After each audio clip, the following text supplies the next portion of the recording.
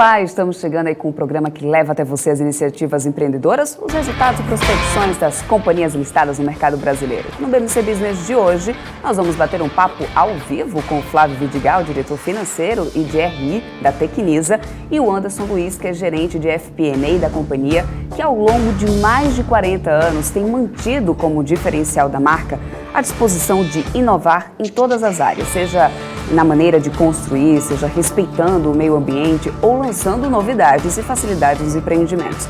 E mesmo com o início do ciclo da alta da Selic, juros dos financiamentos devem permanecer abaixo da média histórica ao longo desse ano, estimulando aí a compra de imóveis como moradias ou também como investimentos. Com empreendimentos em Brasília, Curitiba, Fortaleza, Manaus, São José dos Campos, Salvador, Santos e São Paulo, a Tecnisa tem hoje 265 empreendimentos e tem uma história que você vai conhecer melhor a partir de agora. A Tecnisa é uma empresa no mercado imobiliário brasileiro que nasceu em São Paulo em 1977. A história da Tecnisa começou quando o estudante de engenharia civil, Meir Giuseppe Nigri, teve a ideia de criar uma empresa de engenharia com o sonho de transformá-la em uma grande construtora no segmento de construção residencial. Desde a sua fundação, a Tecnisa sempre esteve à frente com inovações que marcaram época na construção civil brasileira. Nos anos 2000, a Tecnisa ganhou os holofotes a ser a primeira empresa a realizar a venda de um imóvel pela internet. Atualmente, 22% das vendas da construtora vêm de pessoas que já são clientes e retornam à empresa para a compra de outros empreendimentos. Em 2007, a Tecnisa passou a ser listada na B3. Em 2010, a Tecnisa se consolidou ainda mais como uma empresa inovadora e, no ano seguinte, começou as obras do empreendimento Jardim das Perdizes, que foi o maior lançamento da cidade de São Paulo dos últimos 40 anos. Em 44 anos de história, a construtora já lançou mais de 8 milhões de metros quadrados em empreendimentos espalhados por 27 cidades do país.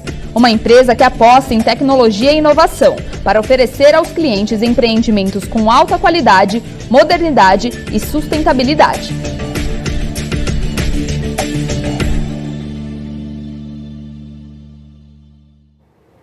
Tá aí um pouquinho da história da Tecnisa, mas antes de bater um papo aí com o Flávio Vidigal, que é diretor financeiro de RI da Tecnisa, e também com o Anderson Luiz, que é gerente de FP&A da companhia, eu quero trazer o Alex André, especialista de investimentos, que você já conhece aqui, meu parceiro de todas as tardes aqui da BMC. E aí, Alex, pronto para hoje? Vamos falar de Tecnisa? Vamos falar desse setor imobiliário?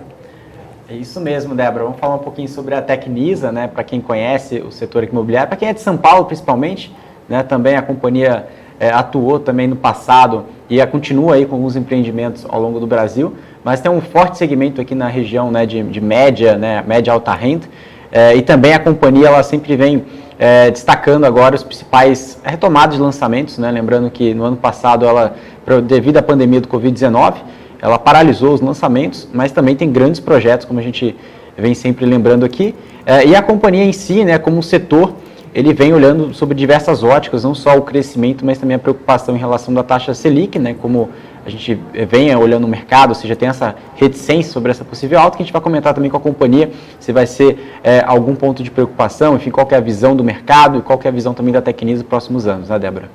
É isso aí, vamos mesmo. Também teremos aqui mais resultados, né, Alex, dessa temporada de balanços que encerrou nessa segunda-feira. Mas antes, para poder entender melhor os números da Tecnisa, saber mais sobre os próximos passos aí da companhia, vamos conversar agora ao vivo com o Flávio Vidigal, que é diretor de RI, né, e o Anderson Luiz também, que já está aqui com a gente, gerente de RI também da companhia. Sejam muito bem-vindos aqui ao BMC Business, tenham sempre portas abertas aqui para vocês. Vamos lá, vamos bater esse papo aí e contar um pouquinho de Tecnisa para a gente. Bom, boa tarde a todos, obrigado pelo convite. É um prazer estar participando do programa aqui para responder as dúvidas que existem de Tecnisa. Estamos à disposição para as perguntas. Não sei se vocês querem que a gente dê uma introdução. Estou te ouvindo.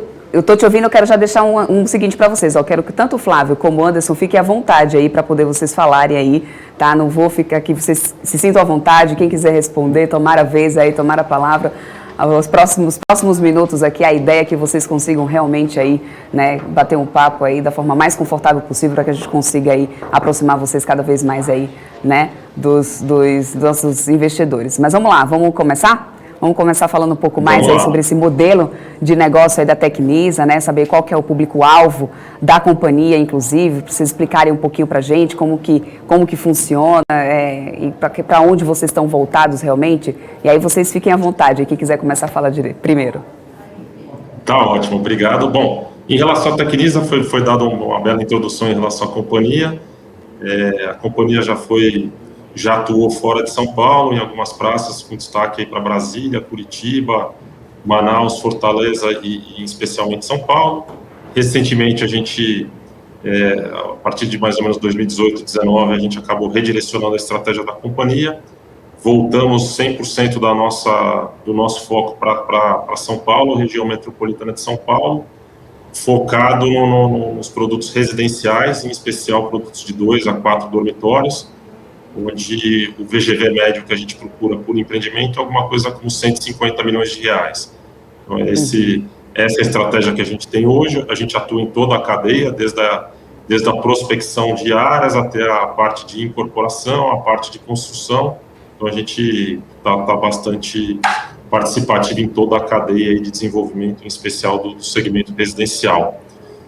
Temos uma estrutura de capital adequada, depois da captação de recursos que nós fizemos em 2019, e recentemente fizemos uma aquisição de diversos terrenos para permitir que a gente atinja os nossos objetivos. No ano passado, no quarto trimestre do ano, a gente soltou um guidance para o mercado, onde a gente se comprometia a lançar no biênio 2020-21, um volume entre 1,2 bilhão e 1,5 bilhão, e nesse momento a gente já lançou 3 empreendimentos, a gente está em 36% do ponto abaixo, né, do guidance, ou seja, lançamos aproximadamente 436 milhões de reais em 3 produtos, um no bairro da Vila Romana, um na Zona Leste, na Moca, e um recentemente agora no Brooklyn / Campo Belo.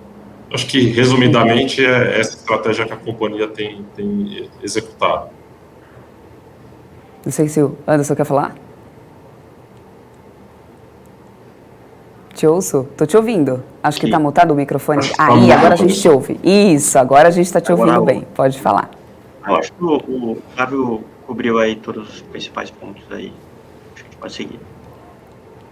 Vamos seguindo, então. Vamos falar como que vocês estão concentrando esse portfólio de ativos. Vocês falaram aqui um pouco de São Paulo, né? Mas vocês estão em várias outras cidades aí do norte, de nordeste, centro-oeste do país, né? Como que vocês estão dividindo aí esse portfólio aí nas outras regiões também, já que você já conseguiu aí resumir bastante como que está São Paulo agora? Das outras praças, né? Como pode ser que eu não tenha sido claro, a gente está saindo, né? A gente tem alguns ativos que são terrenos, na verdade, um estoque remanescente de unidades concluídas. A gente tem vendido gradativamente esses estoques concluídos, e terrenos também a gente tem vendido esses terrenos que a gente tem fora de São Paulo.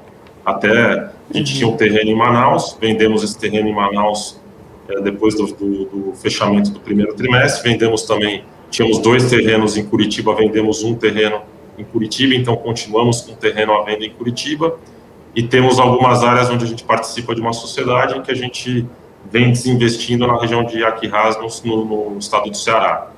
Então, basicamente, após esse movimento, a gente vai concentrar todos os nossos esforços em São Paulo. E aí, falando do portfólio de São Paulo, que eu julgo que é agora o core da nossa estratégia, a gente tem terrenos basicamente concentrados na região oeste de São Paulo, temos 11 terrenos, que montam um VGV aproximado de 3 bilhões de reais, sendo que desses 3 bilhões de reais, 2,6 bilhões de reais é o Jardim das Perdizes, então a gente tem um land bank robusto para ser desenvolvido no Jardim das Perdizes. Temos 9 terrenos também na Zona Sul de São Paulo, que montam 1,5 bilhão, e temos mais um terreno na Zona Leste de São Paulo, que monta aproximadamente 270 milhões de reais. Então, esse é o portfólio que a gente tem hoje para executar em São Paulo. Uhum. Alguma região que vocês consideram que tem a maior potencial e por isso vocês acabam concentrando ali maiores esforços naquela região da cidade, da capital, ou não? De maneira geral, São Paulo é muito grande, né? Acho que tem grandes oportunidades, mas onde a gente enxerga que tem mais oportunidades são justamente nos bairros que a gente acabou concentrando, que é a Zona Oeste e Zona Sul, mas nada impede que a gente atue em outros bairros, né, outras zonas da cidade, desde que a gente entenda que faça sentido, né. O nosso CEO até brinca, né, não tem terreno feio ou terreno bonito, tem terreno caro e terreno barato, e com isso a gente sempre almeja o melhor retorno para a companhia, né. Então, existindo uma boa oportunidade e estando em São Paulo, provavelmente a gente vai analisar e vai avaliar o investimento nesse terreno. E um ponto importante é que a gente não está na baixa renda, tá? A gente está focado, desculpa, acabei esquecendo de mencionar no começo, a gente está mais focado no segmento de média renda e média alta, tá? Então, no segmento do Minha Casa Minha Vida, né? Tá. Falando um pouquinho, Flávio, assim, sobre essa questão, inclusive, em outubro de 2020, voltando um pouquinho atrás, outubro de 2020, o financiamento imobiliário bateu um recorde, né, na série histórica, desde 94 para cá. O que mostra que essa crise sanitária acabou não atingindo tanto o setor imobiliário quanto outros segmentos, mas eu queria saber como que tem sido esse período especificamente para vocês aí da Tecnisa, como que vocês se adaptaram, vocês precisaram adaptar operações, vocês seguraram alguns projetos, conta pra gente como que tem sido aí passar por esse período de pandemia. Bom, para nós a pandemia, o efeito colateral positivo para o nosso setor foi a redução expressiva da taxa de juros, né? Esse é um driver muito importante para o crescimento do setor, né? Que está perfeito, né? A colocação.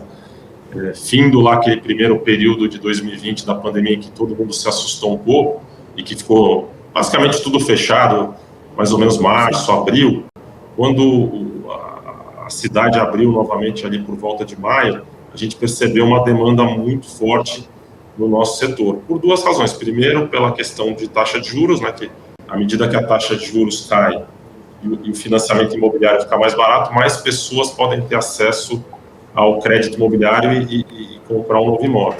E também existia uma questão até de adaptação das pessoas, né? As pessoas buscaram imóveis maiores, né, perceberam que um imóvel menor poderia comprometer aí até a própria família, né? A pessoa precisa trabalhar em casa, ter uma criança estudando em homeschooling, muita gente sentiu falta de áreas de lazer robustas. Então a gente percebeu um aquecimento muito grande no nosso segmento, e em especial para a Tecnisa isso foi positivo, que naquele momento a gente tinha um volume maior de estoques concluídos, então a gente conseguiu basicamente zerar quase todo o estoque concluído que a gente tinha, né? Em São Paulo, em especial no Jardim das Perdizes, que foi um bairro vencedor aí dessa crise, né, da pandemia, porque todo mundo buscou qualidade de vida, né, ou seja, morar em frente ao parque era um grande diferencial. Então a gente tinha um estoque grande, a gente foi reduzindo mês a mês. Nesse momento eu diria para você que tecnicamente a gente tem zero de estoque lá no Jardim das Perdizes. A gente tinha também um produto em Brasília que tinha um estoque um pouco mais elevado, também vendemos todo esse produto, e nesse momento eu diria para você que a gente está agora um ciclo de crescimento, né? A gente está começando um ciclo de crescimento em que a gente vai começar justamente esse novo ciclo de lançamentos, né? Então, basicamente, nosso estoque concluído, que chegou a ser 100%, no fechamento do primeiro trimestre, ele estava inferior a 30%. Em termos de diversificação geográfica, a gente, como você mencionou, tinha estoque em várias partes do Brasil, ele também ficou inferior aí a 25% que estava fora de São Paulo. Então, a gente acha que agora, novamente, focando, né, em novos terrenos, o primeiro passo a gente deu, que foi investir em novos terrenos, né, justamente nas regiões que eu mencionei. Entramos nos projetos em aprovação na Prefeitura. Nesse momento, a gente tem um volume expressivo aí de projetos dentro da Prefeitura. Temos oito projetos em aprovação dentro da Prefeitura que montam aproximadamente 1,2 bilhão, sendo uns 10% desse volume, sempre falando parte da Tecnisa, no projeto Jardim das Perdizes. Então, a gente está muito tranquilo aí com a execução do nosso negócio. Acreditamos que as condições favoráveis perduram ainda para o setor, né? A gente vê um ambiente de taxa de juros, mesmo com o aumento da Selic recente, a taxa de financiamento imobiliário continua bastante atrativa, e a taxa de juros veio para tentar conter um pouco do vilão que estava começando a aparecer, que é a inflação, né? A gente percebeu que a inflação começou a subir, isso poderia atrapalhar um pouco até o tocante a preço, né, dos produtos, e no custo, poderia ter uma compressão de margem. Então a gente viu com bons olhos o aumento da taxa de juros recente anunciada pelo Banco Central, e esperamos até que tenha alguns novos aumentos aí na taxa de juros, né? A gente já trabalha com esse cenário também, né? E aí eu ia perguntar para vocês justamente isso, olhando mais um pouco para frente. Por exemplo, a gente viu o Credit Suisse ontem mudando, inclusive, recomendação para algumas empresas do setor, porque ele já está prevendo aí taxa Selic a 6,5%. Mesmo a taxa de juros chegando a esse patamar, então não chega a ser preocupante para vocês, essa curva aí não preocupa vocês? A nossa visão Tecnisa não. Porque, logicamente, que sempre que sobe a taxa de juros e se subir na pessoa física, logicamente que prejudica, mas lembrando, né, o Brasil sempre foi um país em que o financiamento de pessoa física sempre foi taxas de 2 dígitos, né, e agora a gente está trabalhando em taxas de 1 dígito e baixas, né, mesmo que exista um aumento de 0,25% ou 0,5% na taxa de juros, a gente percebe que ainda é uma taxa bastante atrativa para o financiamento imobiliário, além do que surgiram diversas modalidades diferentes, né, de financiamento imobiliário, como poupança mais uma taxa fixa ou taxas fixas direto. Então, acho que o mercado está bastante criativo, acho que é um mercado ainda extremamente atrativo, né, para os bancos, e quando a gente compara o financiamento imobiliário no Brasil, em termos de relação sobre o PIB, com países mais desenvolvidos como Estados Unidos ou alguns países europeus, a gente está falando que existe uma oportunidade muito grande de se criar novos produtos e buscar novas alternativas aí de financiamento imobiliário, né, para pessoa física e jurídica também, né. Então a gente segue otimista, percebemos de fato um pouco mais de cautela, né, dos consumidores nessa segunda volta, né, que a gente teve 2 ciclos, vamos falar assim, nesse segundo ciclo de pandemia.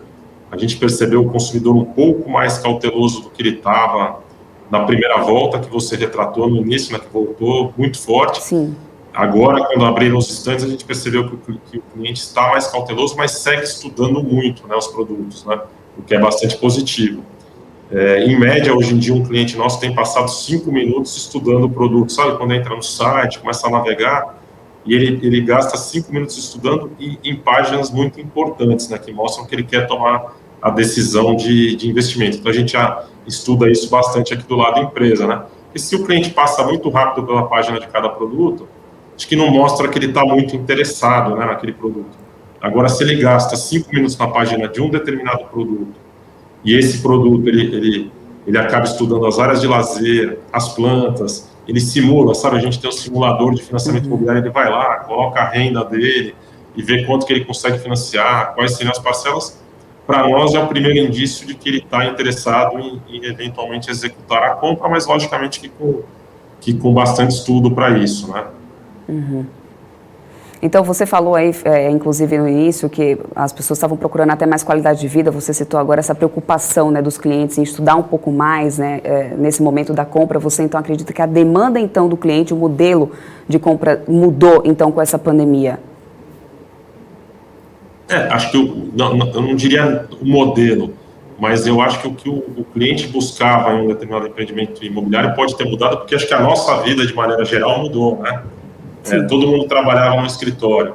E acho que a maior parte de nós, hoje em dia, está trabalhando remoto ou, eventualmente, em um modelo híbrido, né? E quando a gente tem um modelo híbrido, novas necessidades surgem, né? Até em termos de planta. Eventualmente, um casal que tinha um filho, que tinha, eventualmente, toda a planta aberta, né? Que tem os quartos, a sala toda aberta, pode ser que sinta a necessidade hoje de ter um home office, um quartinho mais fechado, quer para o estudo do seu filho ou da sua filha, quer para executar o seu trabalho em casa com um pouquinho mais de tranquilidade. Então, a gente acha que isso mudou um pouco. Ou, eventualmente, até sentiu falta de um pouco de lazer no seu próprio imóvel, né? Tem pessoas que não davam muito valor para o lazer no seu próprio condomínio, né? Muitas pessoas falam, eu sou sócio do clube X, Y, Z, eu não preciso ter uma área de lazer robusta no meu prédio. Mas quando a pandemia apareceu, e se for um cliente que tenha filhos, deve ter sentido muita falta de ter uma piscina bacana no prédio, uma área que as crianças pudessem brincar, porque eu diria que só quem tem crianças em casa, né, sabem o que foi a pandemia sem poder descer ou sair e gastar um pouco dessa energia. Então a gente sentiu muito isso, tá, nos pedidos que os clientes e nas procuras dos clientes, né. Então a gente sentiu que mudou um pouco essa orientação. E eu acho que isso vai perdurar um pouco, né? Porque várias empresas que a gente tem conversado, inclusive a nossa, a gente tem repensado bastante no nosso modelo de trabalho, né? Provavelmente a Tecnisa pós-pandemia que que nós tínhamos 100% do nosso trabalho dentro do escritório, muito provavelmente no pós-pandemia, hoje a gente está quase 100% fora do escritório, tá? Então, a gente estava 100% dentro, hoje eu diria que estamos 100% fora. Logicamente que disso eu estou excluindo as áreas de produção, né, que é de construção, mas digo o administrativo, né? Hoje a gente está 100% fora e a gente imagina que no futuro a gente vai ficar no modelo híbrido, que a gente trabalha no escritório 2 ou 3 dias e 2 dias em casa ou em outro ambiente de trabalho, né? Falando já em isso vai escritório... despertar a atenção... Desculpa. Não, pode falar, acho que isso vai pode despertar falar. a necessidade de mais espaço para as pessoas em casa, né? Não vai ser só no nosso escritório que isso vai acontecer, né? Desculpa, você ia falar do escritório? Não, imagina, é isso. É que, na verdade, todo mundo teve que se adaptar, né? E a adaptação também, claro, dentro da Tecnisa. Aliás, eu vi que vocês estão buscando um novo local de instalação, né, para a sede de vocês. Eu queria entender melhor. É só uma questão de adaptação mesmo pela questão da pandemia? Essa é uma ideia de redução de custos? Já que você entrou, você citou aí essa questão de adaptação de vocês, a parte de home office, isso. Estão aproveitando essa questão de adaptação com home office também para reduzir um pouco a sede? Como que está funcionando isso? É um pouco com a fome e com a vontade de comer, né? Brincadeira, mas acho que é um pouco isso. Dado que a gente percebeu que o custo de aluguel, inclusive na região que a gente está localizado, subiu um pouco, até por conta da inflação do aluguel do IGPM, a gente acabou repensando, né? Porque o que a gente falou, né? A pandemia faz todos repensarem, né? G&A sempre foi uma preocupação grande da companhia. De uns 2, 3 anos para cá, a gente tem muita preocupação com as nossas despesas administrativas. A gente fez uma readequação bastante importante de quadro, né, de pessoas, a gente enxugou bastante o quadro de pessoas. E na parte de escritório, quando apareceu a pandemia, já acendeu aquela primeira luz amarela, né? Poxa, pós-pandemia, como que a gente vai se portar? Será que a gente precisa de um escritório de 1.100 metros na Faria Lima ou não, né? E aí a gente ficou com aquela luz amarela acesa. Daí ela começou a ficar vermelha quando o IGPM começou a subir muito, a gente falou, puxa, tá piorando um pouco a situação, né? Porque o custo do aluguel também vai subir bastante, né? E aí a gente ligou aí, botou um pouco as cabeças para pensar e a gente acabou chegando a duas conclusões. Primeiro, que a gente não precisaria estar localizado na região da Faria Lima, então já teria uma redução de custo natural. E 2, justamente por esse modelo híbrido, a gente não precisaria mais ter a área de 1.100 metros. Então, a gente vai acabar fazendo um duplo corte, né, de despesas, provavelmente, né, de redução de área de escritório e redução de aluguel decorrente da mudança da região que nosso escritório vai estar localizado. E, consequentemente, teremos aí uma redução nas despesas administrativas de ocupação. A gente sempre está pensando em novidades, né? Inclusive, a gente tem também pensado em produtos que possam atender essas necessidades. No momento que a gente estiver pronto para divulgar esses produtos, a gente vai divulgar para o mercado, mas a gente tem pensado bastante em como endereçar essa preocupação também de escritório remoto em outras regiões da cidade. É uma preocupação latente, né? Como está no nosso segmento, a gente está aqui exercitando um pouco isso, né? Já quero dizer que vocês têm espaço aqui na BMC, tá? Tendo novidades aí para poder falar sobre Tecnisa, ó. Lembra que tem aqui a gente, ó, Débora, tem novidade aqui da Tecnisa, conta com a gente aqui na BMC, tá? Ô, Flávio Anderson, eu quero trazer o Alex aqui, que ele também tem perguntas aqui para vocês dois, Alex. Obrigado, Flávio Anderson, pelo bate-papo. Fazer uma pergunta aqui sobre, principalmente depois que a pandemia, né, atingiu o setor, diversas empresas começaram a adotar tecnologia nos seus processos, tanto na parte de stand de vendas, né, tanto na parte de processos. O que a Tecnisa fez durante a pandemia, ou antes da pandemia até, na parte de tecnologia para otimizar, né, seu canal de vendas e também engajar seus clientes? Olha, para ser sincero, para nós não foi novidade, né? A gente já trabalhava, né, a gente até é reconhecido, tem diversos prêmios aí por ser bastante inovador na originação dos nossos leads, né, que são as procuras dos imóveis. Então, para nós, já há muito tempo, grande parte dessa originação de negócio já nascia na internet, né? Logicamente que por a gente estar atuando no segmento de média renda, eu diria para você que 95%, até mais dos nossos... Deu uma falhadinha, não sei se foi o problema da minha conexão. Mais de 95% dos nossos negócios tem começado na internet, né? Da maneira como que eu comentei para a Débora. o cliente entra no nosso site, navega, procura o imóvel perto de onde mora, usualmente, e aí nasce um pouco desse namoro com o produto.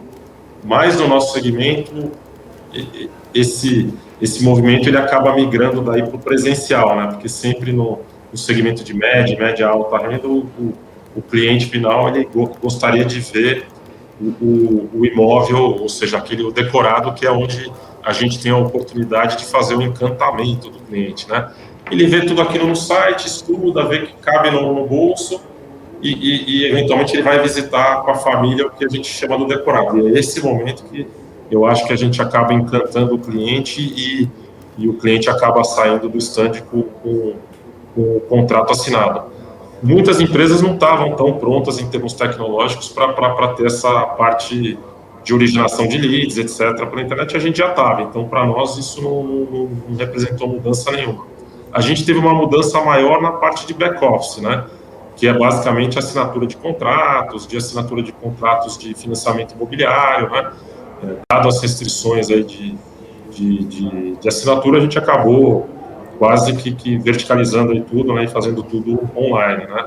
Então essa eu acho que foi a maior mudança aí da pandemia para nós nesse sentido, né? Flávio, a gente pode falar um pouco desse complementar. Anderson, pode continuar, pode complementar. Claro, por ainda favor. Nessa frente das vendas, a gente foi bastante inovador em um projeto que a gente lançou na região da Moca, o Auguri. A gente desenvolveu lá um stand de vendas sem parede. No lugar das paredes a gente colocou o vidro, né?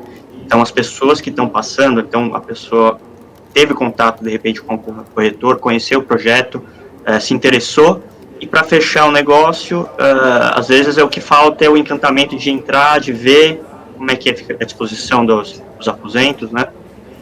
E aí nesse projeto especificamente, nesse stand de vendas, ele consegue ir lá e ver por fora, né? De modo que como as paredes eles têm vidro, a gente consegue enxergar como que é o projeto e ter uma noção de como é que funciona, né? Então foi bastante inovador e bastante interessante, né? Esse é um dos pontos. Aí outro ponto que eu quero comentar é que nos próprios produtos a gente já incorporou algumas diferente, coisas. Então, inclusive, né? Eu não cheguei a ver nada assim ainda, hein? Então tá aqui a oportunidade. A gente tem lá unidades à venda na região da Moca. Se interessar, tem lá o projeto bastante interessante. Então estão todos convidados. E aí a gente também colocou dentro dos nossos produtos uma série de iniciativas que tendem aí a ajudar, que na verdade se tornaram mais latentes, né? Essas necessidades a partir do momento que veio a pandemia, como essa parte de retirada de produtos que você recebe de entregas, né? Então tem um lugar específico onde a pessoa vai lá, o entregador vai deixar a entrega e você vai lá e retira sem necessidade de ter contato com ninguém, nem ter que deixar uma portaria, porque a portaria tem uma limitação de espaço. Então esse é um exemplo de solução que a gente tem implementado, fora outras que aí são mais evidentes, que inclusive o Flávio já comentou, do home office, né? Então tem algumas coisas que a gente ainda está também elaborando, que a gente ainda não pode compartilhar, mas que também tem esse viés aí de apoiar, de ajudar nas vendas nesse período da pandemia, né? Isso. Já aproveitando que vocês estão falando aí de alguns produtos, eu quero trazer uma pergunta aqui do pessoal que está no chat, aqui acompanhando aqui nossa entrevista, porque pergunta especificamente aqui de um produto de vocês, é o Eldra, que ele está perguntando, recentemente viu Tagualife, eu acredito que é isso, em Taguatinga. Pergunta para o Flávio sobre o Tagualife, se ele será o último empreendimento do Distrito Federal. Se vocês puderem falar. Então, provavelmente, como eu mencionei, né, a gente nunca gosta de falar nunca mais faremos, né, mas nesse momento com o Taguá, a gente vai acabar a venda do estoque deles. Na virada do trimestre a gente tinha aproximadamente 20 milhões de reais de estoque lá, aproximadamente, pode ser que esteja para 1 milhão para cima ou para baixo, mas após a gente finalizar a venda dele, provavelmente a gente não deve lançar no Distrito Federal, pelo menos eu vejo isso no curto espaço e médio espaço de tempo. Por enquanto. Mas foi um produto agora que teve uma boa velocidade de vendas aí no último ano. Anderson.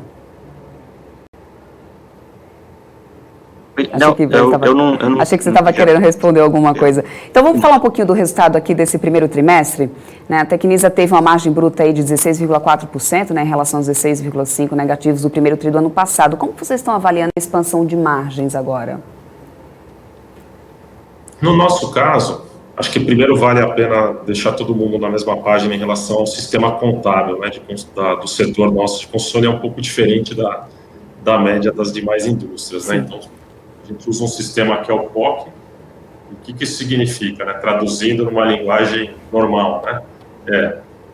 A gente somente reconhece as receitas e as receitas, custos e margens à medida que as obras evoluem, né? Então, lançar um produto e vender um produto não significa dizer que eu vou ver a minha margem evoluir ou vou ter um resultado positivo, né? Então, primeiro eu queria fazer esse esclarecimento, que ele é muito importante para o entendimento dos números da Tecnisa, né? Por que eu disse isso? Porque agora a gente está na primeira fase desse processo. Na verdade, eu diria até segunda, né? A primeira fase seria identificar terrenos e comprar terrenos, casado com a aprovação desses projetos na prefeitura. A gente está justamente finalizando essa primeira fase. No momento que a gente tiver essa fase concluída, o passo seguinte é lançar os produtos. Lançando os produtos, e a gente já fez isso com 436 milhões de reais, o nosso desafio é vender estes produtos, e aí com um bom volume de vendas a gente inicia a obra. Usualmente, na maior parte das incorporadoras, isso ocorre uns 6 meses após o lançamento, né? Então, é neste momento que a gente começa a ir vendo as margens melhorando, né? Porque esses novos produtos acabam contribuindo positivamente aí com a margem da companhia, né, à medida que as obras vão caminhando. No caso de Tecnisa, isso deve acontecer a partir aí do terceiro trimestre desse ano, né? Então a gente vem de um período em que a gente tem um prejuízo que ele vem diminuindo um pouco, porque a gente vem conseguindo reduzir as despesas administrativas e vem tendo resultados aí de alguns outros eventos, como por exemplo, venda de alguns terrenos, como a gente mencionou na introdução, né, da saída de algumas praças, tem contribuído um pouco com resultado, mas a parte operacional, de fato, vai aparecer no balanço a partir do segundo semestre desse ano, e é óbvio que quanto mais lançamentos eu fizer, maior vai ser esse aumento no lucro bruto em valores nominais, né, em termos de valor absoluto, né? Então, acho que é um pouco isso que a gente tem na nossa mente, né? Anderson, quer complementar aí o Flávio? Posso complementar o seguinte, né? O Flávio falou um pouquinho aí mais de futuro, né? Então a margem, elas acabam mais pressionadas agora no curto prazo, mas a gente já consegue ver uma evolução, né? Quando você comentou o primeiro tri, que a margem foi negativa, esse tri já foi positivo. A gente fez um trabalho grande de fazer a remensuração das unidades que a gente tinha em estoque. A gente fez um trabalho grande, na verdade, até de venda de todos os estoques, e a tendência é que essas unidades, elas que tinham margens mais pressionadas, elas sejam de fato liquidadas, né? E agora com os novos lançamentos, aí a gente vai ver esse efeito que o Flávio comentou, das margens ainda se recuperando trimestre a trimestre, a partir aí, provavelmente, do terceiro tri. Mudando um pouquinho de assunto, a gente também tem visto um cenário de alta de custos, né, de matérias-primas, e também, com isso, claro, margens ficam mais pressionadas, né? Eu vi que recentemente a Tecnisa, inclusive, fechou uma parceria com a Molegolar, né, isso para poder melhorar a eficiência aí das plantas dos empreendimentos. Que parceria foi essa, assim? Vocês podem falar um pouquinho mais para a gente, como que vai funcionar isso na prática e no projeto de vocês? O que isso vai ajudar isso no futuro? Na prática, é uma prestação de serviço, tá? A gente fala parceria, mas é uma prestação de serviço em que é um olho de fora nas nossas plantas, né? Basicamente, depois que todo o nosso corpo aqui, que trabalha no nosso comitê de incorporação e lançamentos, avaliar as plantas, como último passo, o pessoal vai dar uma olhada nas plantas e vai buscar algum tipo de eficiência nessas plantas. E como você falou, né, basicamente a gente conseguiu uma eficiência na área de circulação de 1%, 2%, vai melhorar a nossa relação de custo de construção. Então, é esse o objetivo dessa prestação de serviço, tá? Sempre alguém de fora, às vezes, acaba enxergando alguma coisa que a gente que a gente acabou não enxergando, tá meio viciado naquilo, né? A gente achou interessante, a gente acabou fechando essa prestação de serviço conforme acho que até o nosso diretor de incorporação, Alexandre Mangabeira, já anunciou outro dia na imprensa. Vocês pensam aí também em desenvolver empreendimentos modulares com eles? Para um segmento de aproximadamente 250, 500 mil reais, a gente está estudando isso, a questão modular, mas não temos nada fechado, né? É um estudo ainda preliminar. Agora, quanto a essa questão da alta da matéria-prima, isso é uma coisa até que a gente tem abordado bastante aqui na BMC, que acompanha a gente há um tempo, tem visto, que a gente tem sempre abordado isso por aqui, é uma coisa que tem preocupado, principalmente empresas que estão, né, mais diretamente no setor, né, pode ser afetada, né, por exemplo, alta do aço, cimento, né, vocês têm feito alguma coisa para poder tentar driblar isso de alguma forma, talvez comprar materiais de construção quando possível, com antecedência? Como que vocês estão lidando com isso para poder ver se consegue manter uma margem ou talvez não repassar tanto para o cliente? Como que vocês estão fazendo aí? A Tecnisa está numa situação um pouco privilegiada nesse sentido, né? Porque a gente tinha algumas obras que a gente tinha começado em 2019 e a gente vai encerrar agora em 2021. Então, a gente já tinha, antes desse aumento maior de custo, a gente já tinha contratado quase todos os serviços para finalizar a obra. Então, nisso que a gente tinha lançado, a gente não teve nenhum impacto relevante em margem. Nos novos produtos, a gente já acabou incorporando essa nova realidade de custos, pelo menos até o momento, né? Não sei se vai perdurar, por isso que eu comentei que a alta dos juros pode ser saudável, né? Então está um pouco difícil avaliar qual vai ser o caminho, mas a gente já incorporou no nosso custo de construção e no nosso estudo de viabilidade. Então, a gente já contempla isso, inclusive, no nosso preço de lançamento, né? Então, para nós, eu imagino que, a não ser que venha alguma coisa também que continue acelerado esse crescimento, aí a gente tem dois caminhos, né? Que está um pouco difícil ainda ter a resposta definitiva, né? Número um é aumentar os preços, e aí a gente depende, né? Se você é o único que aumenta o preço, é igual a gente vinha falando da taxa de juros do financiamento imobiliário. Se todos os bancos trabalham com a taxa baixa e um aumenta, muito provavelmente ele vai ser aquele outlier, né, da curva. A mesma coisa acontece com o preço. Não adianta só você estar praticando os preços mais elevados se a concorrência está comprimindo margens, né? A gente acredita que vai existir uma combinação de fatores, né? Uma otimização aí na questão de custos, para tentar mitigar um pouco esse incremento de preços, mas eu acho que fatalmente, eu acho que vai existir um aumento de preços de maneira geral. E lógico, né, num primeiro momento, quando você vê o preço aumentando, o cliente, até por isso que eu falei que eu sinto o cliente com um pouco mais de cautela agora, né, que já tem os novos empreendimentos, eu vejo vindo numa realidade um pouquinho diferente de preço. E o cliente está um pouco, poxa, será que essa é a realidade de preços? Então, pode ser que ele esteja se retraindo um pouco para esperar para ver se isso é o posicionamento final de preço ou se vai existir um ajuste para cima ou para baixo. Eu, pessoalmente, acho que existe maior probabilidade no longo prazo até de aumento de preços, né? Dado que o preço dos terrenos, né, como historicamente a gente vê, eu brinco e o Joseph, sempre que é nosso CEO, sempre faz esse paralelo que é o efeito catraca, né? Ele nunca cai, né? O preço de terreno só sobe, né? Então, se a nossa principal matéria-prima, que é o terreno, sobe, naturalmente isso acaba sendo repassado aí no final do dia para o preço final dos produtos, né? E isso ocorre de uma intensidade um pouco maior, normalmente nos bairros em que a disponibilidade de terrenos é menor, né? Porque tem menos oportunidades no futuro de desenvolvimento imobiliário, né? Então, eu acho que vai ser um ano interessante aí de se acompanhar, né? Torcemos para que se estabilize a questão de inflação e que acomode um pouco, em especial, essa parte que você mencionou de commodities, aço e cimento. Entre tantas outras coisas que a gente precisa acomodar com essa inflação. Pode falar, Anderson. E só para falar até antes, Anderson, e sempre a gente é questionado também um pouquinho por mão de obra, né? A gente acha que, em termos de mão de obra também, a gente viu a inflação da mão de obra, ela é maior, né? Mas eu acredito que ainda tem a ociosidade de mão de obra, né? Porque no último ciclo, que foi um ciclo muito grande, né, e relevante, o nosso setor acabou competindo em larga escala com obras de infraestrutura, né? O que tornou a mão de obra um pouquinho mais escassa. A gente não vê isso nesse momento, então a gente espera que também mão de obra não seja um problema nesse momento, mas é um ponto de atenção, né? A gente tem que ficar monitorando todos esses itens, né? Anderson. Então, complementar, quando a gente pensa, uma vez que a gente sai com um preço já adequado, né, um ponto importante é que depois que a gente vende, a carteira de recebíveis ele é atualizado pelo INCC, que de certa forma reflete o aumento dos custos de construção. Isso também acaba minimizando aí o risco do aumento de custos de construção para os projetos que a gente lançou recentemente ou que a gente deve lançar aí mais para frente, né? Era isso. Perfeito.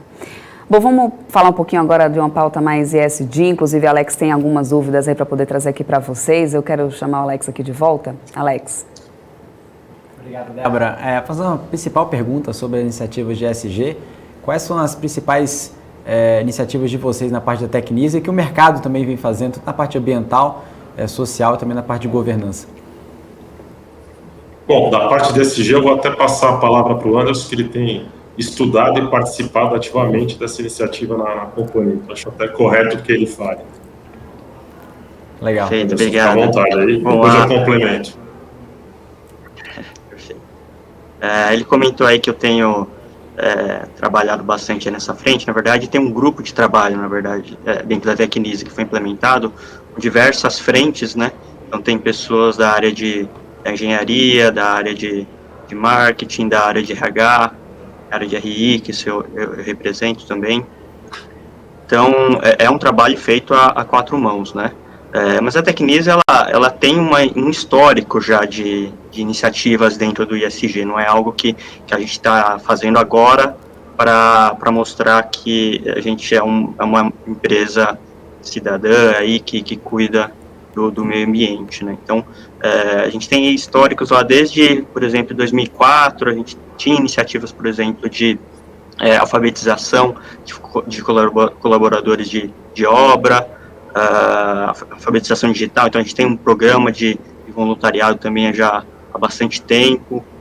Em meados de 2005, nós desenvolvemos produtos que foram voltados aí para públicos LGBT. Então, você vê que a Tecnisa ela tem incorporado isso dentro da sua cultura já, né?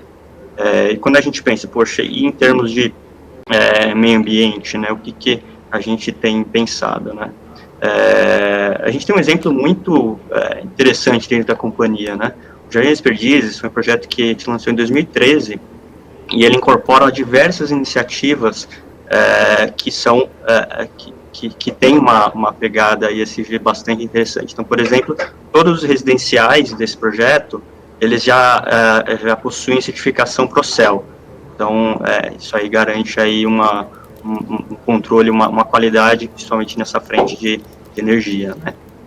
Fora isso, a gente tem outras iniciativas. Então, dentro do Jardim das Perdizes, a gente tem a questão de empreendimentos com aquecimento solar de água instalado, aquecimento, a infraestrutura para aquecimento também de água instalado, infraestrutura para aproveitamento de água pluvial. E aí, saindo um pouquinho do Jardim das Perdizes, a gente tem outras iniciativas, assim, em vários outros projetos, né? Então, relacionados, por exemplo, à segregação de resíduos sólidos. Então, a gente chegou a ter projeto com 100% do resíduo sólido segregado. A gente teve iniciativas aí no sentido de utilizar somente madeira legal nos canteiros de obra. Tivemos, agora voltando de novo ao Jardim das Perdizes, o projeto ele foi o primeiro com certificação ali Aqua de sustentabilidade. E aí, saindo agora da questão ambiental, indo para frente de governança, né? A Tecnisa é uma empresa de capital aberto, né? Então a gente já tem uma série de obrigações na regulamentação, e a gente faz parte ali do novo mercado, né? Então que tem ainda algumas restrições ainda mais rígidas, né? Então a gente tem conselho de administração, conselho fiscal, tem auditoria interna, auditoria externa, política de gerenciamento de riscos. Então, isso mostra que a gente atua aí nessas diversas frentes, né? E isso está incorporado aí dentro da cultura da Tecnisa e é algo que deve seguir aí para os próximos ciclos, né? Próximos anos. O que acontece que eu acho que é importante ter em mente. A Tecnisa, ela passou por alguns anos um pouco mais difíceis, né? Mas se eu for olhar, em 2016, na verdade, em 2017 nós publicamos o relatório anual de sustentabilidade, a gente passou alguns anos aí um pouco mais conturbados e agora a gente está voltando a lançar. Então, a gente tem a perspectiva de, já nos próximos anos, voltar a ter um relatório publicado e demonstrando aí algumas novas frentes da nossa atuação. Posso só completar com duas coisas importantes também? Na parte de governança, só completando o que o Anderson falou, a gente tem 7 membros do conselho. Usualmente a regulamentação exige que 20% sejam independentes, a gente tem muito mais, né, do que 20% independentes, temos 5 conselheiros independentes. Na parte de conselho fiscal, agora na eleição de conselho fiscal, a chapa já foi eleita com 2 mulheres fazendo parte dos 3 conselheiros fiscais, então são pontos que a gente está atento, que a gente tem se preocupado, é uma pauta importante e não só e a gente tem visto que isso tem sido até fator de diferenciação, inclusive para o financiamento dos nossos empreendimentos. A gente acha que para nós não vai ser nenhum esforço isso, porque sempre, como o Anderson falou, a companhia já carregava isso no seu DNA há muito tempo, né? Inclusive é referência nesse sentido através do nosso diretor aqui de obras, o Fábio Vilas Boas, que senta nessa cadeira em diversas entidades do setor, né? Então a gente tem bastante orgulho disso aqui na companhia. Desculpa, eu interrompi, Alexandre. Não, muito bom. Muito obrigado pela resposta. Imagina, não atrapalhou de forma alguma, Flávio. Aliás, só para poder a gente estar se encaminhando aqui para a reta final aqui do nosso papo, tanto para o Flávio como para o Anderson, eu queria que a gente já falou aqui um pouco sobre expectativa, mas a um mais curto prazo, né, para o segundo trimestre, talvez aqui desse ano. Eu queria que vocês pudessem falar um pouco da expectativa de vocês de uma forma mais geral, mas para o setor daqui nos próximos 3 anos. Como que está a visão de vocês a um longo prazo, médio e longo prazo? Né? Como que vocês acham que a Tecnisa também pode se beneficiar disso nesse prazo? No curto prazo a gente vê um cenário favorável e eu acho que a gente começou um ciclo, né? O nosso setor é um setor de ciclos longos, então eu acho que a gente vai ter um ciclo um pouco mais longo de ventos favoráveis aqui para nós. O Brasil, de maneira geral, é um país onde existe um déficit habitacional, então a demanda sempre vai existir. Eu, pessoalmente falando, acredito que a situação macroeconômica deve, inclusive, melhorar, né, com a questão de vacinação, as pessoas voltando à rua.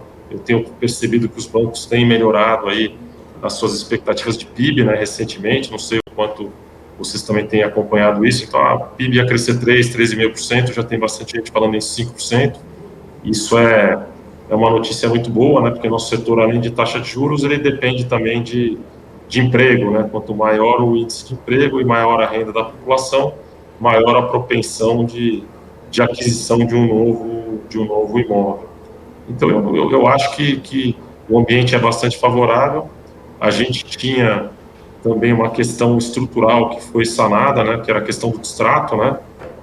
A gente percebia que o distrato era uma peça muito importante de ser resolvida, e com a lei do distrato, né, que basicamente regra como é feito o distrato, né, e só para quem não está familiarizado, o distrato é o cancelamento das vendas, né?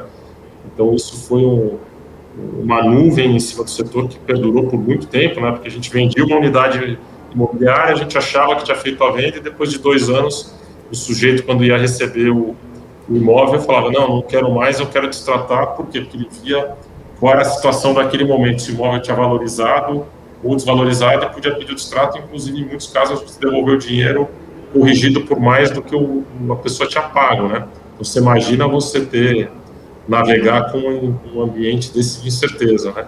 Teve produtos que a gente vendeu mais de 2 vezes a mesma unidade, 3 vezes, porque isso aconteceu, e então isso atrapalha o planejamento de qualquer empresa. Com a lei do distrato, em que regulamenta que a gente retém 50% do valor pago e devolve 50% do valor para o cliente que resolve desistir, e ou no momento que a unidade é revendida ou no final da incorporação, isso trouxe muita segurança para o setor. Eu acho que deu bastante impulso aí para as companhias investirem com um pouco mais de segurança. E aí acho que como a cereja do bolo foi o ambiente macroeconômico, com a taxa de juros que eu percebi um pouco de volatilidade recente, mas eu não acho, e daí é uma opinião pessoal, né, não posso julgar, acho que tem especialistas aí, economistas que podem falar melhor do que eu, mas eu acredito que a gente deve manter aí no longo prazo taxas de juros saudáveis aí abaixo de 2 dígitos, como a gente vinha mantendo, e esse é um fator muito importante aí para a salubridade aí do setor.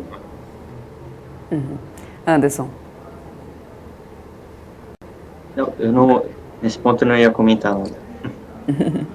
Era só para poder, então, eu quero muito agradecer a presença de todos vocês aqui, de vocês dois aqui, claro, deixar portas abertas, como eu já falei, e reforçar aqui o convite já para próximas oportunidades, sempre que tiver aí alguma novidade da Tecnisa, o BMC Business está aqui de portas abertas para poder conseguir estreitar esse laço aí, justamente das companhias com os investidores, é para isso que a gente está aqui, a BMC é realmente uma TV voltada para o mercado financeiro, a gente acredita que dessa maneira fica mais fácil o diálogo, né, com o investidor, então sintam-se sempre à vontade, muito obrigada por estarem aqui, obrigada pela participação e até uma próxima então, Flávio e Anderson. Bom, queria agradecer o convite, queria também fazer o convite para quem ficou com alguma dúvida, fiquem à vontade de entrar no nosso site, a gente tem uma área de RI bastante atuante aí que quem responde é o Anderson, se tiverem dúvidas, sintam-se à vontade de mandar e-mail ou ligar que a gente vai prontamente responder as respostas para toda a audiência. Obrigado novamente pelo convite, estamos à disposição para futuros encontros. Perfeito, muito obrigado, fico à disposição. Maravilha, obrigada pessoal. E é isso aí, acabamos de bater aqui um papo com o Flávio Vidigal, que é diretor de RI da Tecnisa, e também com o Anderson Luiz, gerente de RI também da companhia. E antes da gente ir para o nosso próximo entrevistado, vamos de notícia aqui do mercado, porque a Comissão de Valores Mobiliários, a CVM, divulgou o prospecto preliminar da oferta pública inicial de ações da CSN Cimentos. O documento informa que o BTG será o coordenador líder da oferta, que vai contar também com o CIT, o Safra e a XP. A CSN Cimentos afirma ter registrado lucro líquido de 30,9 milhões no primeiro trimestre, com EBITDA de 61,4 milhões de reais no mesmo período. A empresa disse ainda que pretende utilizar os recursos captados para a execução de projetos de expansão. Bom, e agora sim, a gente vai bater um papo aí com o Caio Ventura, que é analista da Guide Investimentos. A gente vai falar um pouquinho mais com ele sobre esse primeiro trimestre da Tecnisa, o que ele achou, quais são as expectativas também para o setor. Seja muito bem-vindo aqui, Caio. Muito obrigado, Débora. Obrigado pelo convite. É um prazer estar aqui.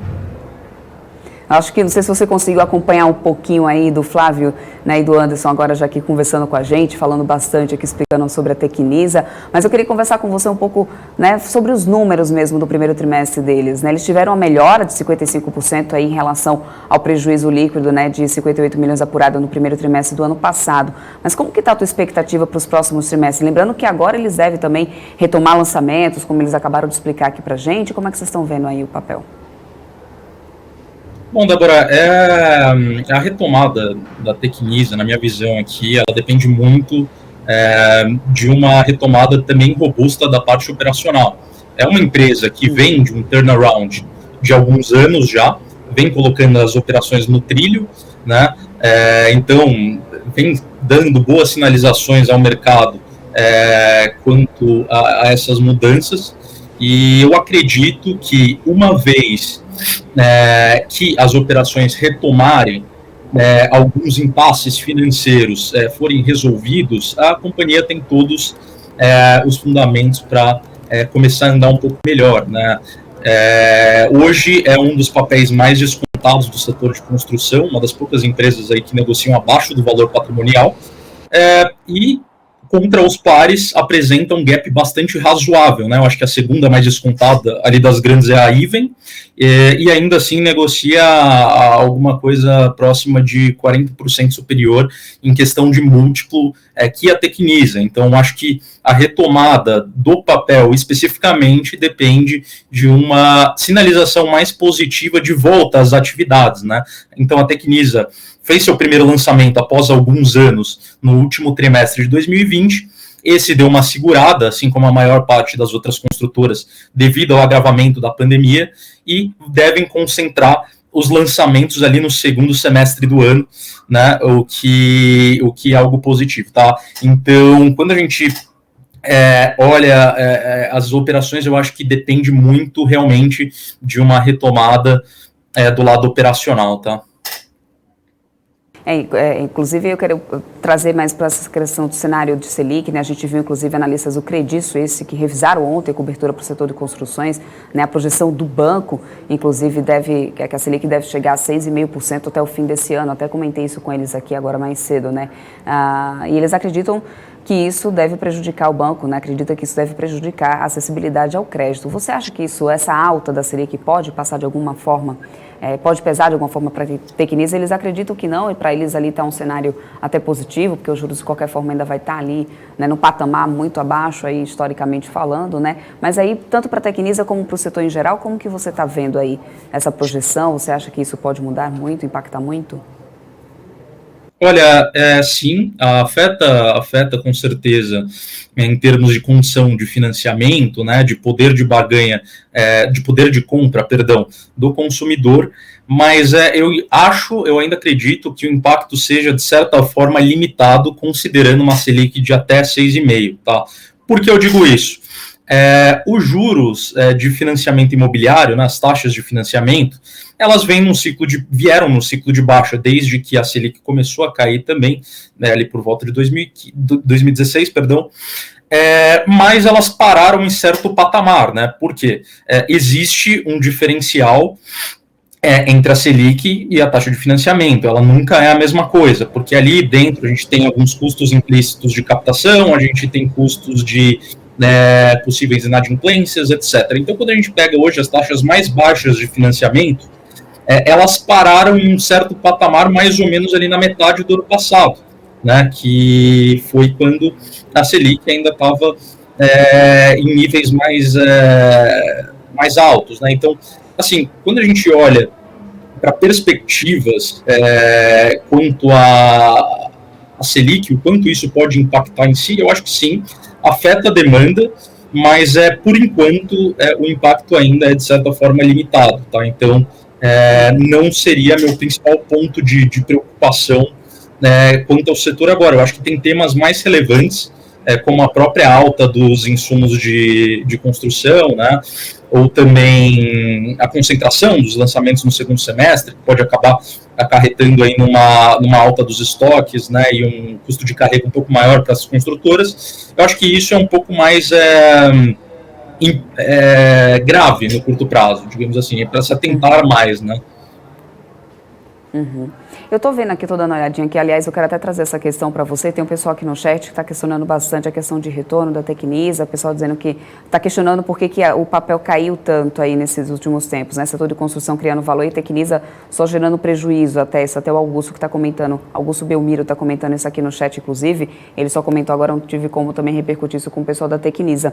Mas você que cobra aí o papel, não sei se você poderia dar um panorama assim na tua visão, se mesmo com esse cenário atual, ou que ele está trazendo agora aqui, você acredita que seja um papel que tenha potencial, como você estava falando, está saindo de um turnaround agora, né? De repente isso pode ser ter uma recuperação, não sei se médio ou longo prazo, porque também ele pergunta assim, quando que a Tecnisa vai dar retorno aí para os acionistas minoritários?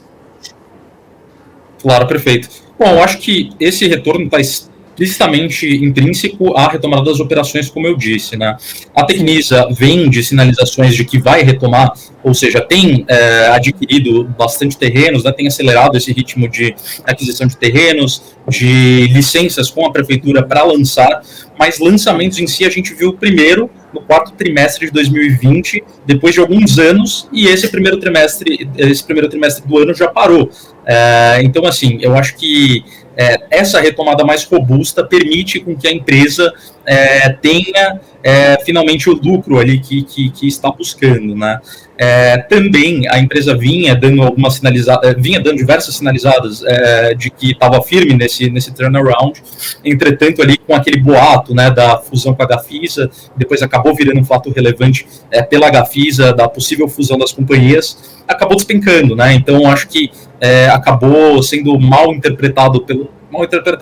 visto pelo mercado, perdão, devido a ir um pouco no sentido contrário do que a companhia estava falando, né, se comunicando através de ações e até iniciativas por parte da gestão. Então, acho que isso acabou prejudicando um pouco também a performance do papel, que hoje, devidamente, tem um desconto enorme ali, negociando aproximadamente a 15%, 20% abaixo do valor patrimonial, né? Uhum.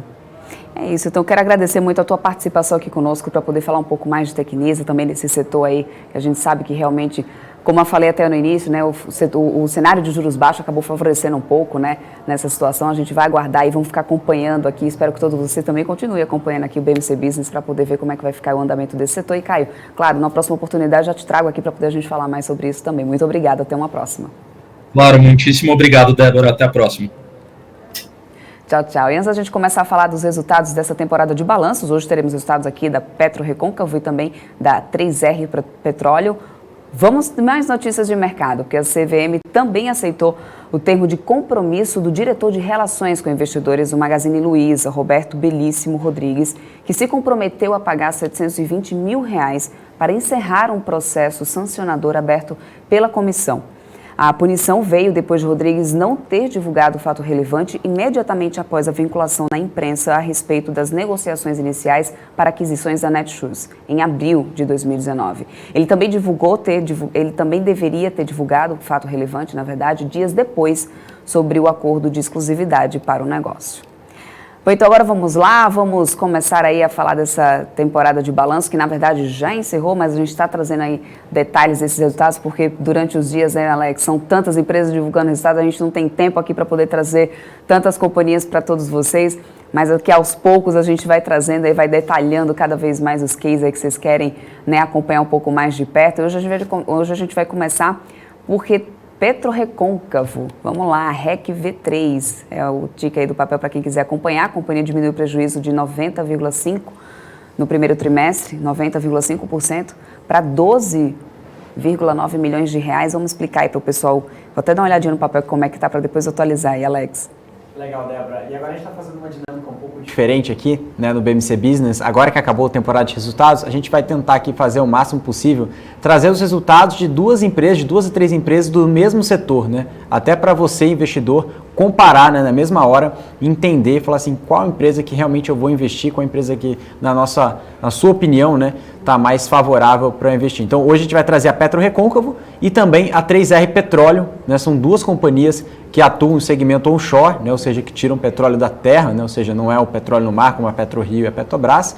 Então, a gente vai falar principalmente agora da PetroRecôncavo, que foi um dos últimos IPOs, né, aqui da Bolsa. É um case novo, né? Ou seja, tem nem um mês aqui de operação aqui de negociação. E a gente vai falar dos destaques agora do primeiro trimestre e depois a gente já vai passar um pouquinho também para a 3R, que também é um case novo, mas já é um case listado já há alguns meses. Tá bom, pessoal? Então vamos lá, vamos colocar a apresentação aqui na tela. Vamos começar com o primeiro slide, que a gente fala aqui os destaques do primeiro trimestre. E depois a gente segue explicando um pouquinho mais da tese, né, do case da PetroRecôncavo, para quem ainda não conhece, né? Então vamos lá, os destaques do primeiro trimestre: a companhia segue no caminho aí para ser a companhia mais segura, eficiente, lucrativa, operadora independente de óleo e gás, e também liderar a transformação da indústria onshore do Brasil. Como eu falei, né, onshore é basicamente você operar, né, captar petróleo da terra, né? Crescimento, né, a companhia teve de 25,7% de 25% respectivamente na receita líquida e no EBITDA, né, geração de caixa, comparado ao primeiro trimestre de 2020. Teve uma redução de 8,6% na dívida líquida e no índice de endividamento, que a gente sempre comenta aqui que é dívida líquida por EBITDA, e a redução de 8,2% no custo médio de produção, né, de barril de óleo equivalente, né, em dólares. Tá? Também foi aprovado na ANP a sessão de mudança da operadora dos campos de Sabiá da Mata e Sabiá de Bico de Osso para a controladora da Potiguar Exploração e Produção.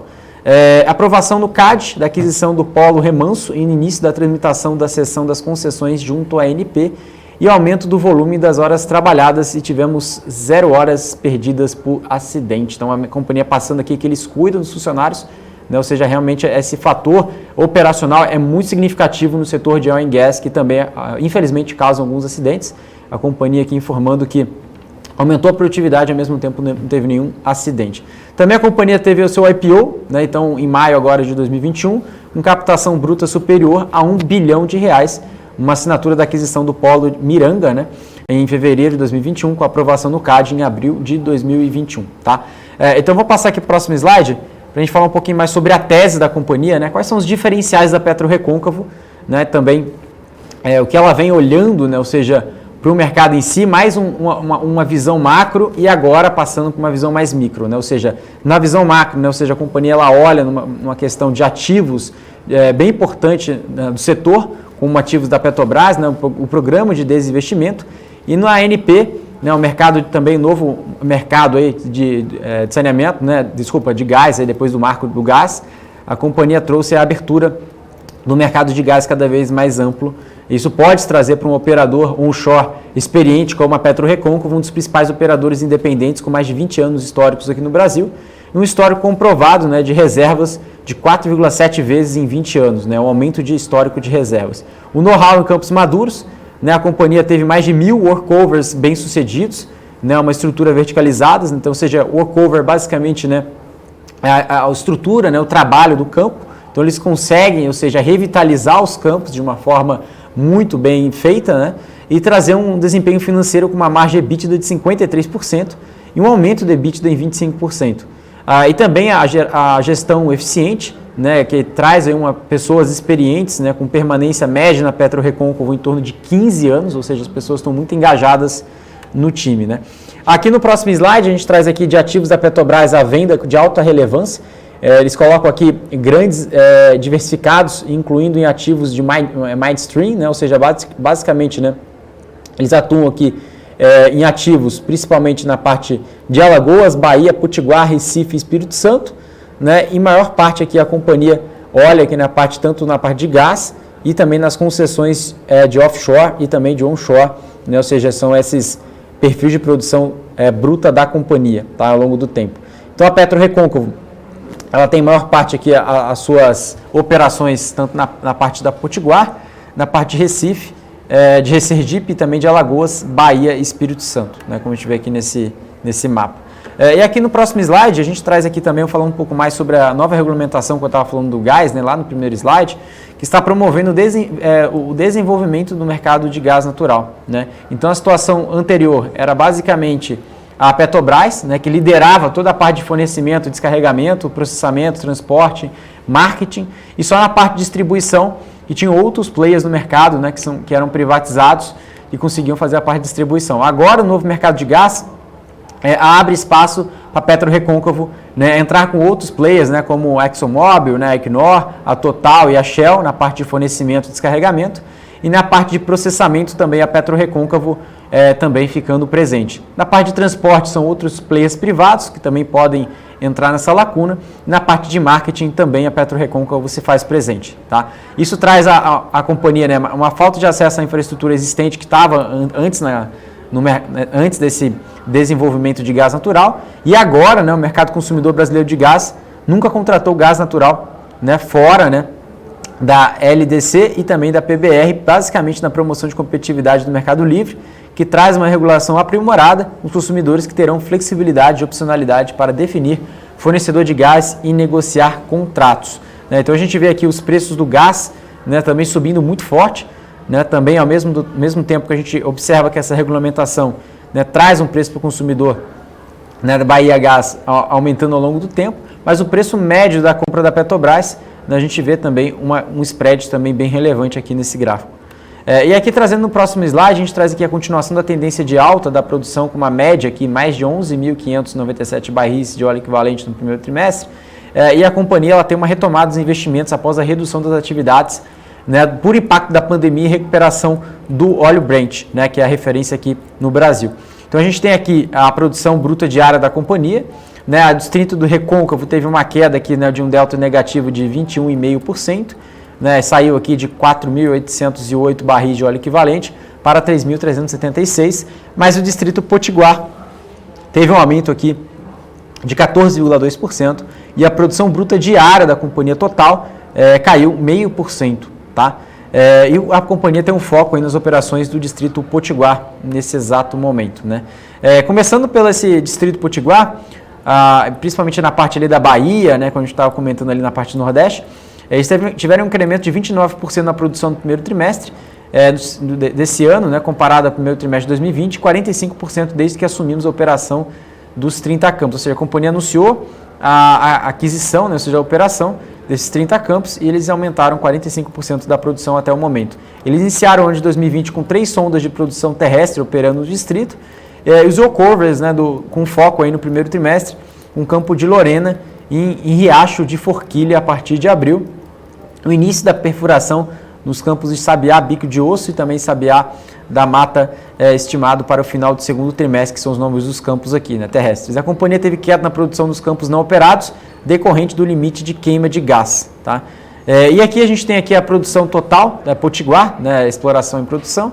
A gente vê aqui uma queda, principalmente nas operações de campos não operados, como a gente acabou de responder aqui sobre o limite de queima de gás, de 34% de queda, mais uns 30 campos operados subindo 29%, compensando, e no total aqui vendo um crescimento de barris de óleo equivalente de 14%. Tá?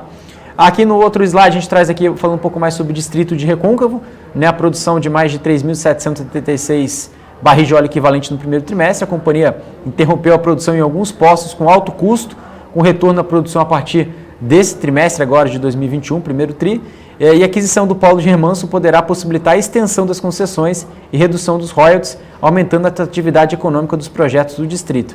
A redução do CAPEX nos últimos 12 meses, decorrente à Covid-19 e queda do preço do Brent, e a negociação para a aquisição do polo Remanso. E aqui a gente tem a produção total do distrito de Recôncavo, né? A companhia ela vem aqui desde números de poços aguardando intervenção, né? Ou seja, do backlog. A gente vê que isso vem diminuindo ao longo do tempo.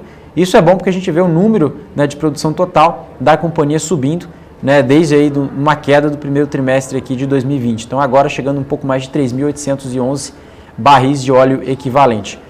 Aqui passando um pouco mais, no próximo slide, fala um pouco mais sobre o custo de produção consolidado. Eles tiveram uma redução de 8% no custo de produção.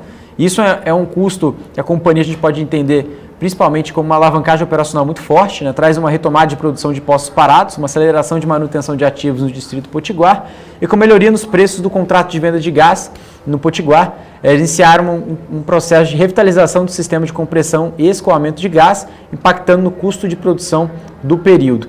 E também tiveram a aquisição de 2 sondas de workover, né, e uma sonda leve, e uma avaliação para a aquisição de mais de uma sonda de perfuração leve e equipamentos de fraturamento hidráulico convencional. Tá? Então a companhia com uma queda aí de 8% do custo médio. Aqui no demonstrativo financeiro da DRE, no próximo slide, a gente fala um pouco mais sobre a receita líquida, né, aumentando um pouco mais de 25,7%, pela valorização cambial e também pelo preço da commodity, né, beneficiado aí pelo hedge, e custos de despesas aumentando 22,1%, ou seja, como royalties, também custos associados à retomada de produção de postos parados ao longo de 2020 e a aceleração da manutenção de ativos do distrito Potiguar. Resultado financeiro líquido, uma redução do prejuízo em 63,1%, impactada pela desvalorização do real decorrente da dívida em dólares, de forma majoritária sem efeito caixa. O impacto na saúde financeira da companhia é mitigado pelos fatores das receitas serem de forma majoritariamente denominadas em dólares. Tá? Aqui na parte do fluxo de caixa, né, da forma bem resumida, a gente traz aqui que o fluxo de caixa gerados pelas atividades operacionais estão construindo o capital de giro da controlada Potiguar EIP. Caixa aplicado nas atividades de investimento no primeiro trimestre de 2020 foi pago à Petrobras um sinal de mais de 60 milhões de reais, né, para a aquisição do Polo Miranga.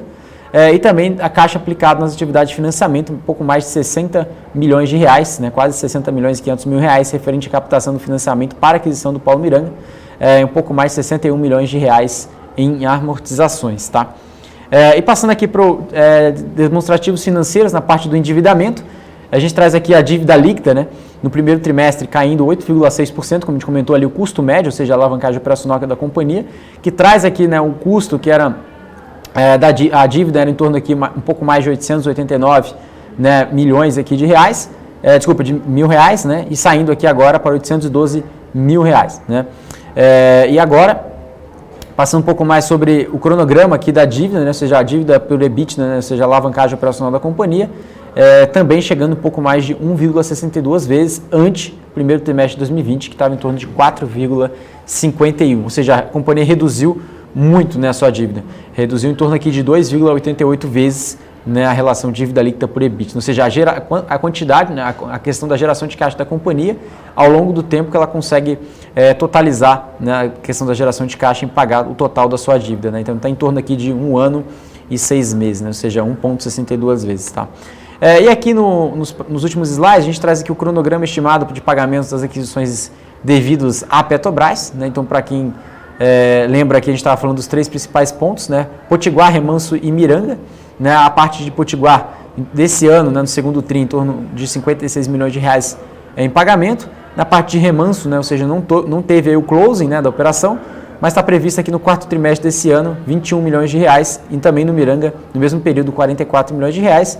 E por aí vai, né? Ou seja, daqui a um ano a companhia tem que desembolsar em torno de 5 milhões de reais no Remanso e 20 milhões de reais no Miranga em 2022 e depois por aí fica só no polo de Miranga, né, em 2023, 20 milhões de reais e no último ano, 2024, 40 milhões de reais. Tá?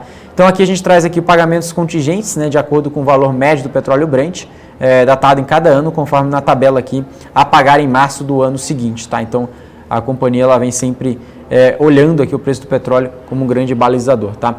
Aqui no último slide a gente traz aqui a visão da companhia ao longo do ano de 2021. Né?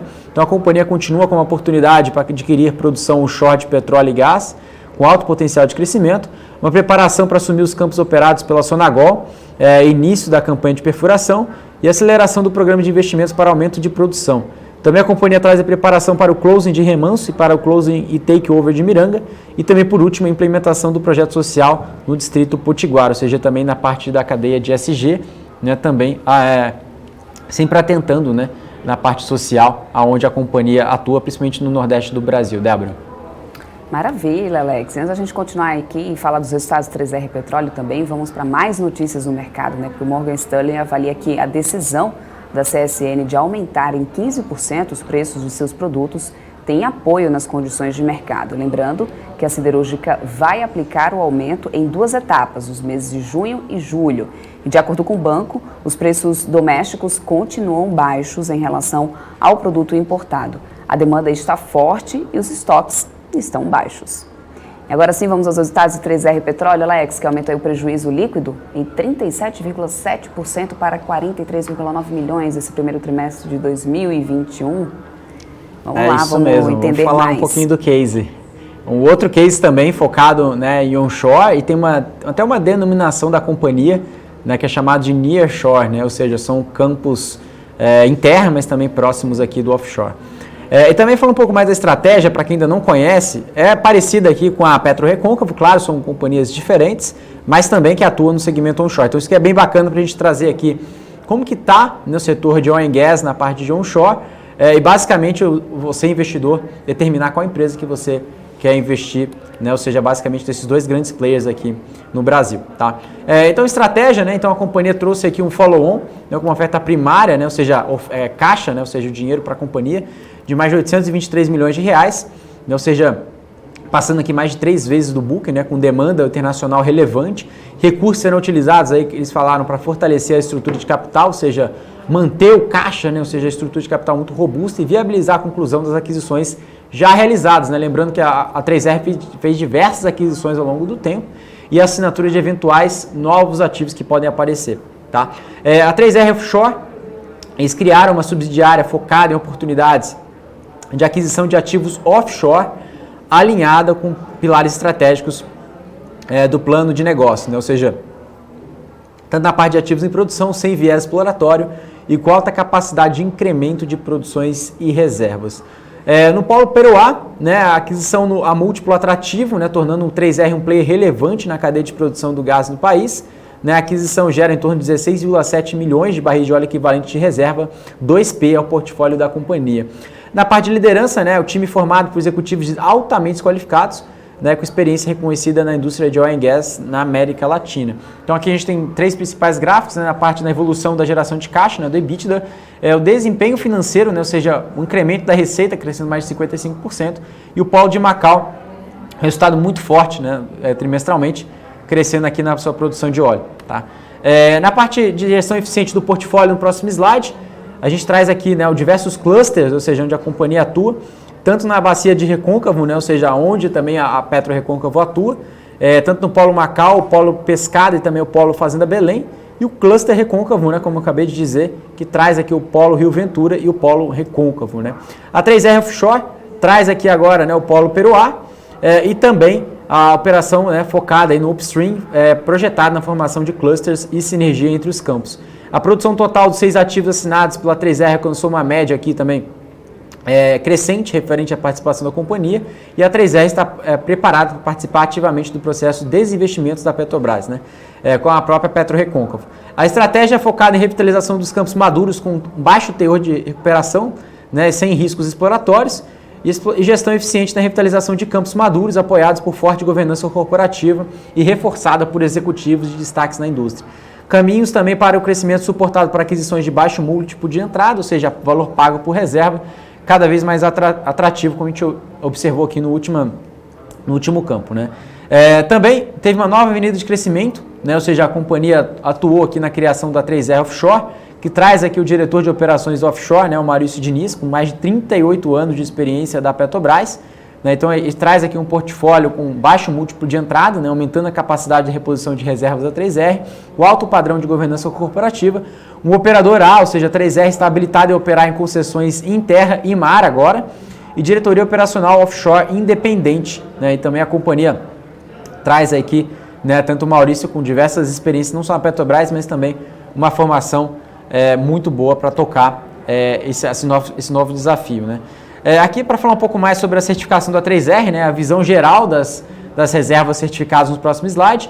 A gente fala aqui que a 3R tem uma estratégia focada no desenvolvimento e produções de reservas já descobertas, ou seja, onde a Petrobras já produziu, né, já tem um estudo, né, e onde pode ser melhorado, tanto com injeção de gás, né, de água, enfim, para melhorar a produtividade do campo. Né. Então, fazer esse CAPEX, que é muito relevante.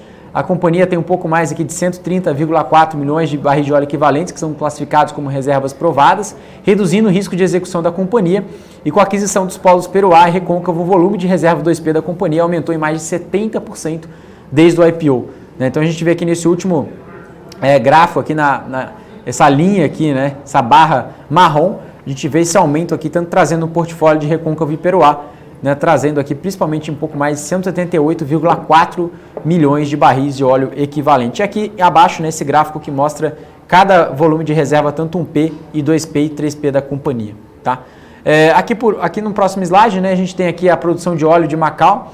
Né, a produção mostra os primeiros resultados da gestão da 3R, né, ou seja, a alavancagem operacional da companhia, né, desde setembro e outubro, né, começa já a melhorar os números com alta eficiência, né, 22%, né, 22,3% maior que o primeiro trimestre de 2020. Em março, a produção somou aí 34,4% maior do que junho de 2020, o mês que a 3R assumiu a operação do Polo, falando aqui de números de eficiência. Né. Redução pulverizada, né, essa produção que traz aí um menor risco de execução com a produção distribuída em dezenas de poços, né, ou seja, eles diluem o risco, né, atualmente em 60 poços, que correspondem a um pouco mais de 80% da produção do polo, e a modernização da operação, né, ou seja, mais de 50% dos poços foram automatizados desde que a 3R assumiu a operação do polo. E a produção de óleo de Macau, como a gente viu aqui no dado trimestral, também crescendo muito forte, revertendo a tendência de queda após estabilizar a produção, entregou um forte crescimento de 17,7% contra o quarto trimestre de 2020. E a perspectiva de crescimento, né, a companhia está na fase de investimento em Workover, iniciado no quarto trimestre e primeiro trimestre de 2021, para acessar novas reservas nos próximos trimestres. Aqui a gente tem a produção no total da 3R no próximo slide, né, considerando a participação dos 6 ativos já adquiridos. Então a gente tem aqui a parte do Pescada, Fazenda Belém, Rio Ventura, Peroá, Macau e Recôncavo, né, ou seja, as reservas crescendo em 70% desde o IPO. A companhia aí também atuando aí da parte a 3R, que o Polo Macau é o principal responsável pelo crescimento da produção consolidada da companhia. E aqui no próximo slide a gente traz aqui o resultado financeiro, né, 100% de Macau e 35% de Pescada. Então a gente vê aqui o lifting cost da companhia, né, aumentando aqui de 5,26 dólares, né, por barril de óleo equivalente para 6,07 dólares de barril de óleo equivalente. E o CAPEX de Macau também crescente, né, saindo aqui de 1,66 dólares, né, ou seja, 1 dólar e 66 cents para 2 dólares e 46 cents, que traz aqui a intensificação de atividade de manutenção, inspeção e reparo dos dutos, equipamentos e medição em linhas de transmissão elétrica e maior confiabilidade do sistema de redução do downtime, tá? Aqui falando de caixa, a companhia tem mais de caixa equivalente de caixa, né? 721 milhões de reais, pagamentos à Petrobras em torno de 394 milhões de dólares e uma dívida bruta principal de 130 milhões de dólares e um reembolso de abandono. A companhia tem em torno aqui de 189,6 milhões de dólares, 41% do total. Tá? Por último, a gente traz aqui os próximos passos, né, da 3R, que sempre pensa em redesenvolver, revitalizar e repensar. Na estratégia, eles colocam a avaliação de oportunidades em ativos onshore e agora, né, em offshore, que é a novidade, ancorado em rígida disciplina financeira, otimização da operação, aproveitamento de sinergias e implementação de planos de desenvolvimento. Na parte operacional, eles estão focando aí a transição dos polos Rio Ventura, Fazenda Belém e Pescada, melhoria contínua na operação de Macau e confiabilidade nos sistemas de aproveitamento de sinergia entre os polos. Na parte de SG, a contratação de fornecedor que implementará o processo de geração de energia para o consumo próprio a partir do gás, captando de poços e sistemas de polo Macau, permitindo a redução de emissão de gases para a atmosfera. E também a criação de um comitê interno de SG multidisciplinar. E na parte financeira, por fim, a 3R se capitalizou para viabilizar a implementação do seu plano estratégico, incremento de geração de caixa a partir do aumento da produção do polo de Macau e, por fim, o último ponto, estruturação da nova dívida para concluir a aquisição dos ativos já anunciados ao mercado, Débora. Ou seja, a companhia anunciando, entrando aqui no mercado de offshore, né, onshore, que ainda é uma grande parte também. Polo Macau corresponde a uma grande parte da produção e também do crescimento, e o operacional mostrando aí um alto índice de alavancagem aqui no primeiro trimestre. Débora? Maravilha, Alex. É isso aí. A gente vai ficando por aqui hoje, terminando por aqui o BMC Business. Eu já quero me despedir, Alex. Até amanhã. Obrigada por hoje. Amanhã teremos mais temporada de resultados por aqui, né? Sim, a gente não para, né, Débora? Sempre trazendo aqui os principais resultados e sempre vamos tentar trazer aqui, né, ou seja, companhias dos mesmos setores para você avaliar e tomar a melhor decisão de investimento. Grande abraço a todos da equipe da BMC News e você que sempre acompanha a gente. Grande abraço, Débora. Até mais, Alex. Eu também vou ficando por aqui, lembrando que você pode continuar acompanhando as notícias do mercado nas redes sociais da BMC News, que é a sua TV do mercado financeiro. Estamos ao vivo, sempre de segunda a sexta-feira, pelo nosso canal do YouTube, a partir das 9h45 da manhã, com notícias e análises dos melhores especialistas do mercado. Eu sou Débora Oliveira e vejo você aqui amanhã no YouTube da BMC News. Obrigada pela sua audiência. Tchau, tchau.